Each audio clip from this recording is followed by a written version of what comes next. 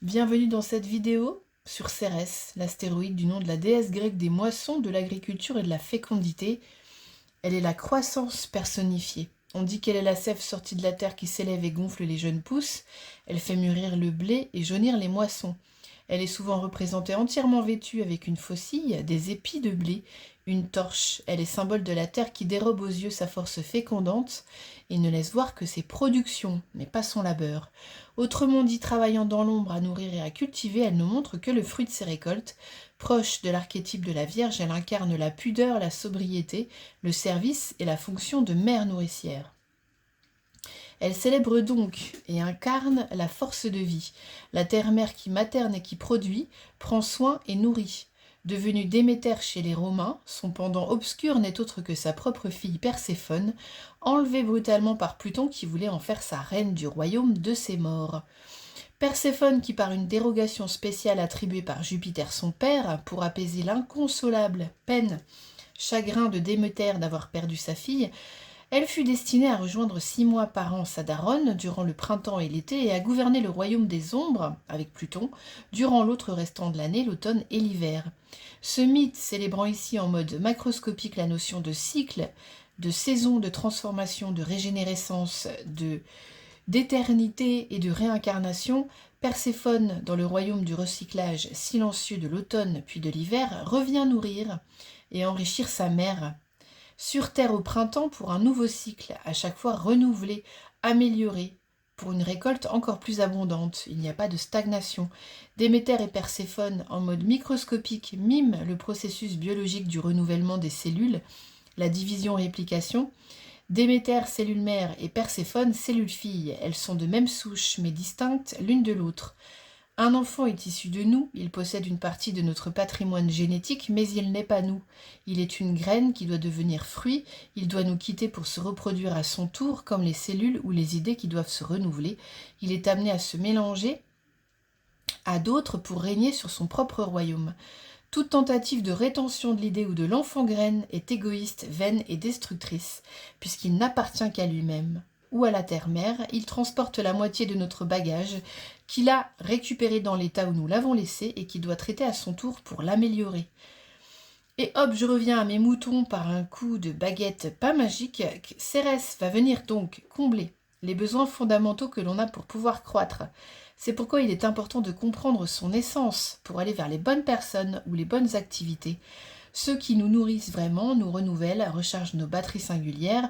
Nourriture terrestre, affective, émotionnelle, intellectuelle ou spirituelle, nous n'avons pas tous les mêmes natures de besoins, ni dans les mêmes quantités. Son placement en termes d'éléments, eau, feu, terre ou eau, nous permet de conscientiser ce dont nous avons besoin énergétiquement. Parfois c'est tangible et parfois non. Il y a cependant des limites à ne pas dépasser pour rester autonome et ne pas tomber dans une forme de dépendance. Cérès implique donc aussi une notion de prise de conscience, de responsabilité, de travail assidu pour comprendre, pour se comprendre. Elle nous indique donc à quelle source nous abreuver, une fontaine de jouvence incarnée par un autre, une activité, mais surtout nous-mêmes. Celle que l'on peut trouver aussi à l'extérieur, mais en conscience et dans une mesure raisonnable. Pour enrichir vos placements, notez que les conjonctions de planètes dans votre thème aux astéroïdes en général, mais ici à Cérès en particulier, sont toujours intéressantes. Si Jupiter, par exemple, est conjoint à Cérès dans votre thème, elle va le colorer du signe du Sagittaire, et vous pourrez aller voir Cérès en Sagittaire. Pour aller encore plus loin, le placement du maître en signe et de maison viendra appuyer ou élargir la compréhension. Si Cérès est en Taureau, allez voir dans quel signe se situe Vénus.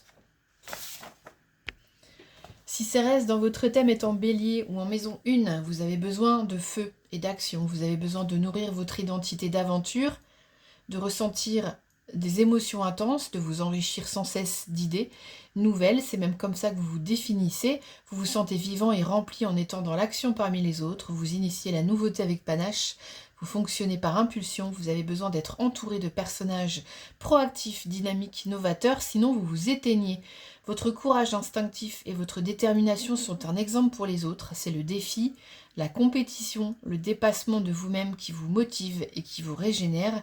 Vous êtes aussi potentiellement un moteur d'évolution pour les autres, une locomotive à suivre qui influence, un leader.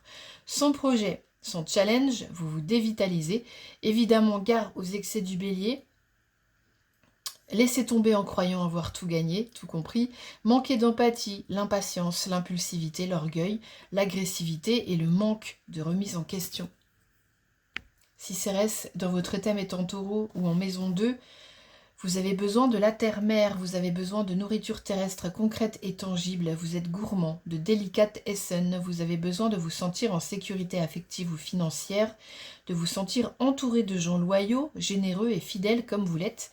Le besoin de posséder et de tout ramener à votre corps et à vos sensations est impérieux, vous vous régénérez dans la tranquillité, le calme, avec des plaisirs simples mais riches. Vos 5 sens sont développés, vous aimez ce qui est beau, classique et traditionnel. Vous pouvez avoir besoin d'aimer, d'être aimé, de toucher, d'être massé, de créer, de fabriquer, de bricoler, de cultiver la terre pour recharger vos batteries. Vous avez une compréhension naturelle du donner et du recevoir, ce qui va favoriser l'abondance, sauf en cas d'excès du taureau, qui retiendrait tout par peur de manquer ou d'être spolié. L'anxiété génère la possessivité, l'entêtement, le désir de tout contrôler, l'accumulation pour soi et la stagnation par peur du changement. Si vous avez Cérès en Gémeaux ou en maison 3, vous avez besoin d'air, vous avez besoin de nourriture intellectuelle, d'échanger avec les autres, de communiquer, de réfléchir, de conceptualiser vos émotions. C'est comme ça que vous vous ressourcez, c'est comme ça que vous prenez du recul, c'est votre nature. Les déplacements, les amis, les frères, sœurs fusionnels peuvent être indispensables à votre vie, mais cela peut être tout aussi bien l'art de la parole, de l'écriture et du dessin tout seul. Tous les moyens d'expression en lien avec vos capacités manuelles, orales ou artistiques vous régénèrent et votre humour et votre légèreté ravissent votre entourage. Avoir la possibilité de jongler avec plusieurs centres d'intérêt ou plusieurs outils est primordial pour être aligné à votre bon fonctionnement. C'est comme ça que vous canalisez votre énergie. En même temps, acteur et spectateur de votre vie, sans nouvelle voie à explorer ou sans personnage avec qui communiquer tout ce que vous avez envie de communiquer, vous vous éteignez. Vous fuyez les routines, le vide et la solitude, les excès du Gémeaux étant le surmenage intellectuel, la nervosité, la dispersion, la perte d'énergie, le manque d'ancrage et d'engagement face aux responsabilités. Si vous avez Cérès en maison 4 ou en cancer, vous avez besoin d'eau, de source maternelle, vous avez besoin de vous ressourcer en famille dans le calme et la protection de votre foyer cocon. Vous avez besoin de tendresse, d'attention, d'écoute, de sucrerie. Votre dentiste est votre meilleur ennemi, mais votre univers s'auto-alimente aussi très bien tout seul. Imaginatif, rêveur, intuitif et sensible, vous aimez étudier les choses cachées liées aux émotions, au passé, à l'histoire de votre famille et de ses traditions. Votre mémoire est grande et vous êtes sujet à la nostalgie plus que de raison. L'enfance en particulier est un sujet encore très frais dans vos souvenirs. Vous l'entretenez avec attention dans votre quotidien. Vous aimez être avec les enfants, vous en êtes un grand. Vous avez à cœur de les protéger, de leur apprendre à prendre soin de leur monde intérieur, à préserver leurs rêves et à respecter leurs émotions. Les excès du cancer sont l'empathie, quand elle est excessive donc, le manque de limites posées à autrui, le sacrifice par un don de soi et de soins excessif à l'autre, la négligence de ses propres besoins, la dépendance, le chantage affectif, le manque de responsabilisation et un esprit légèrement revanchard. Si votre Cérès est en Lion ou en maison 5, vous avez besoin de feu, vous avez besoin d'agir et de vous projeter vers l'extérieur de manière extravertie, lumineuse ou bruyante pour asseoir votre identité et vous sentir légitime d'exister. Vous aimez participer activement au monde et être quelqu'un d'important aux yeux des autres. Vous aimez être vu, chéri, admiré de manière exclusive. Vous êtes un idéaliste patenté. Vous avez le sens des valeurs nobles, protecteur et bienveillant. Pour les vôtres, vous avez besoin de créer, d'exprimer vos idées et votre fantaisie. Vous savez éveiller et transmettre toutes sortes d'émotions nobles chez les autres. L'enfance est pour vous très importante. Vous avez gardé les clés de ces trésors, l'improvisation, le naturel et la joie. L'éducation des enfants est donc aussi votre priorité. Les travers du lion, la sensibilité à fleur de peau, la susceptibilité, la dépendance au regard de l'autre, l'égocentrisme, ne pas accepter ces zones d'ombre, la tyrannie ou l'autoritarisme. Si vous avez Cérès en Vierge ou en maison 6, vous avez besoin de terre et d'air. Au four et au moulin, vous trouvez vos ressources dans l'intellectualisation des choses, vous vous nourrissez de faits tangibles et réels. Mais vous aimez aussi faire, travailler, résoudre, trier, comprendre et appliquer. L'efficacité et la reproductibilité vous enchantent. Votre objectif premier, c'est de progresser et de vous améliorer toujours. Par-dessus tout, vous aimez vous rendre utile, vous savez comment faire, c'est simple et naturel pour vous, c'est comme ça que vous vous sentez vivant, en apportant votre aide et votre humble contribution au monde. Le bon déroulement, le bon fonctionnement, la bonne santé, l'amélioration, la guérison, le mieux-être grâce aux efforts, aux bonnes attitudes et aux routines sont des missions auxquelles vous vous êtes dévoué au quotidien. Vous avez d'instinct le sens des responsabilités, de l'ordre et de l'organisation. Les excès sont dans le désir de tout contrôler, de sauver, de tout comprendre, d'enfermer, de réduire.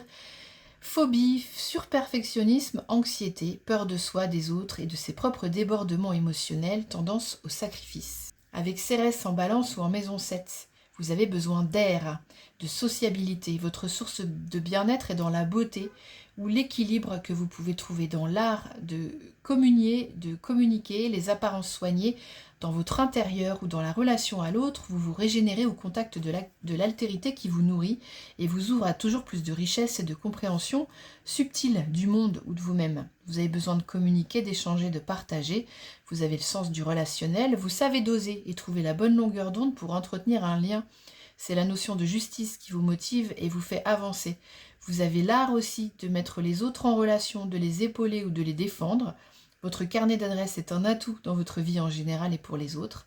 Le couple, le partenariat, la coopération, le travail d'équipe est un lieu de ressources dont vous avez besoin pour vous épanouir seul. Vous vous dévitalisez. Les excès, la fuite systématique des explications franches, le manque de clarté, le manque d'affirmation de vos points de vue, la difficulté de ne pas réussir à vous imposer, ne pas accepter les défauts, les dysfonctionnements, le chaos chez les autres. Ah oui, je sais, c'est dur. Avec Cérès en maison 8 ou en scorpion, vous avez besoin d'eau trouble.